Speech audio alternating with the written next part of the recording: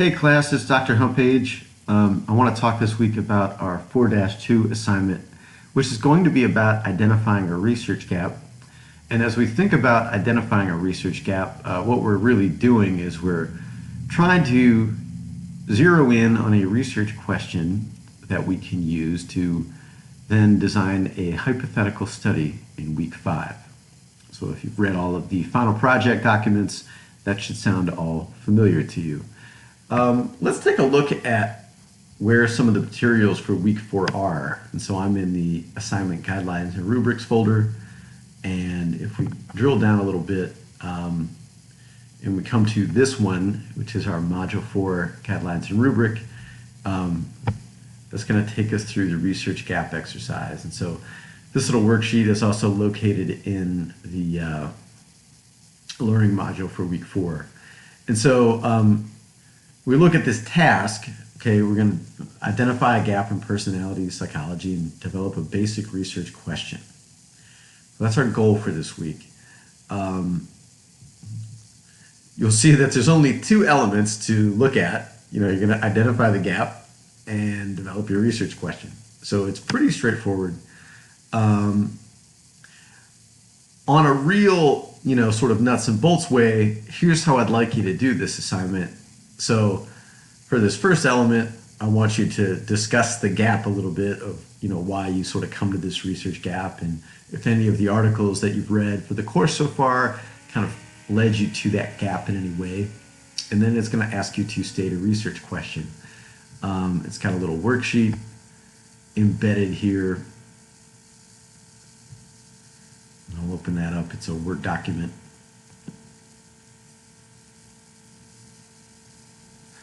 Gives you a little example. But, again, what it's asking you to do is, based on your review of the articles in your track, identify a gap and then talk about why maybe you could explore it further. It gives a sample here. Then it's going to ask you to ask a research question. And so you're going to sort of officially state your research question here. You're going to try to come up with it in a nice, concise question that makes sense. So again, I'm not super hardcore on how I grade these. Really, my main focus is for you all as students to kind of go with the flow here, try to identify a gap, try to come up with a research question that's sensible. You'll get feedback on this. We can always fix things that need to be fixed. So, again, take a stab at it, and then, again, try to give me some content on it that lets me know where you're thinking, because that's going to make it so much easier for me to know what you're thinking and then, grade your paper and help you out as we move along. So, again, when you're just submitting this assignment, you can even just, turn in this worksheet. That's really what it's there for. So you can just turn in this as it looks and just fill in your own answers for what's down here at the yellow. So real nuts and bolts, that's how we can do this week's assignment. So let me close out of this.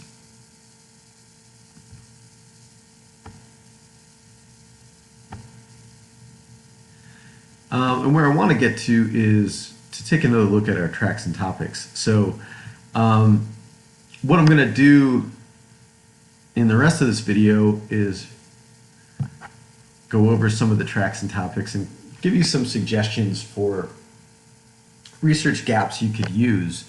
I mentioned in the announcement this week, I did a dissertation. I read 120 articles that helped me find a research gap. You're only reading 3.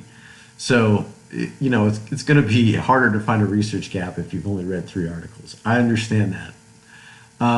But again, we're going to get in the spirit of this, of just kind of having some fun with it and taking a stab with it, and we're going to see where it takes us. In this track 1, topic 1, I felt that unfortunately some of the articles that they've provided to you aren't that helpful in leading you to a gap or leading you to a research question, and that's another reason I'm making this video here. One that I thought was helpful was this second one, where it talks about Big 5 personality dimensions and job performance. The other two articles in this track and topic were what we call factor analysis. And so those were a little bit more abstract, where they're trying to run all this factor analysis and seeing how, certain personality traits are similar than others, or how they load onto more superordinate traits. And it's not, I think for a 200 level course, it's not really helpful for you in kind of thinking about personality the way that I would like you to think about personality. But the second one is a good example of a research article that looks at some more simple variables that give us an understanding of personality research. So in this one, if I break it down really simple, and I try to keep it really simple, what they're looking at are the big five personality dimensions, and we've seen these now a few times: extroversion, emotional stability, agreeableness, conscientiousness, openness to experience. And then how those related to job performance. So another way to kind of summarize this article would be to say, how do certain personality factors impact our job performance and impact the occupations that we choose? And so that's a lot easier for us to think about. We sort of know that people with certain personalities probably can do certain jobs better than others. We could speculate that someone that's very extroverted could be a pretty good salesperson, whereas someone that's introverted might have a little bit more of a struggle doing a sales job where you're meeting a lot of people day in and day out. So they actually researched some of that here, and so that was a pretty cool article in this track and topic. And I'm going to use that as a jumping off point to talk about some other tracks and topics. So rather, let me rephrase that. I'm going to use that as a jumping off point to talk about some other potential designs you could use if you're in track 1, topic 1. And so track 1, topic 1 talks about biological influences on personality, and it looks at personality traits. Why they put these two together, it's generally regarded that traits have a big biological component. So in this track 1, topic 1, they kind of put those two together as something that you could research. Some potential designs that come out of this track and topic. We just looked at the effect of big five traits on job performance, but you could switch it up a little bit. You could add another variable. Instead of doing job performance, you could look at some other dimension. You could look at the effect of big five traits on whether or not people want to get married or do get married. You could look at big five traits on the desire to have kids later on in life. You could look at the effect of big five traits on the number of close friends people have in adulthood. So you can just look at some other dimension in someone's life besides job performance, and that's one way to go with this. And so you can maybe imagine how you design a study where you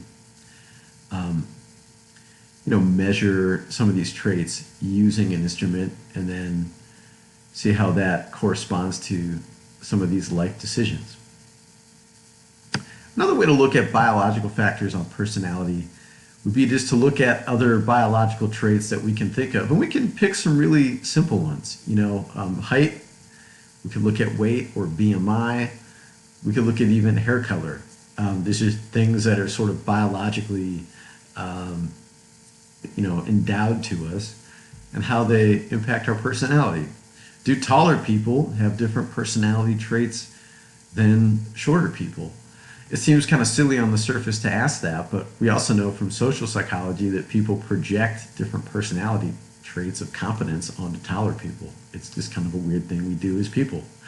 So you could use really simple variables and see if there's some effect on the big five personality traits. Or you could look at some other genetic factor that you can think of. You can even sort of imagine, if people have certain genes, does that mean they have different traits?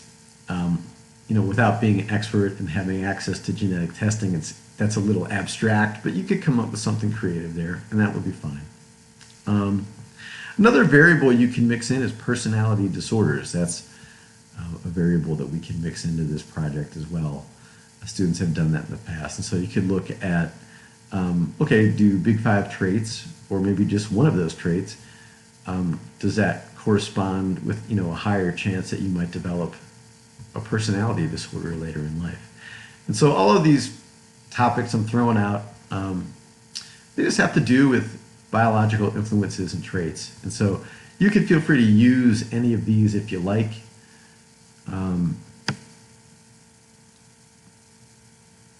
The main thing I'm focused on is that, you can kind of, if you want to use one of those, that's cool. You can take it, you can write about it, you can show me that, you can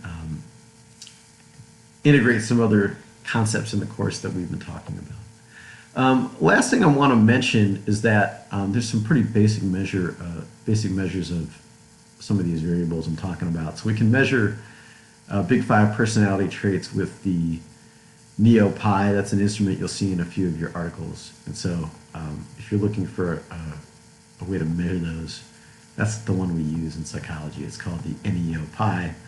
I'm going to leave it at the acronym because I don't want to get my tongue twisted given the whole title. How do we measure personality disorders? We do that with a clinical interview. So, and I do this in my practice quite a bit. If people over a series of clinical interviews meet all the criteria for a personality disorder, I give them the diagnosis. You could also, assess for it in just one clinical interview. I'm going to talk about attribution in another video, and I'm going to kind of reset these as well. So for now, I'm going to hit the stop button, and I'm going to address the other two tracks in the next video I do. Thanks.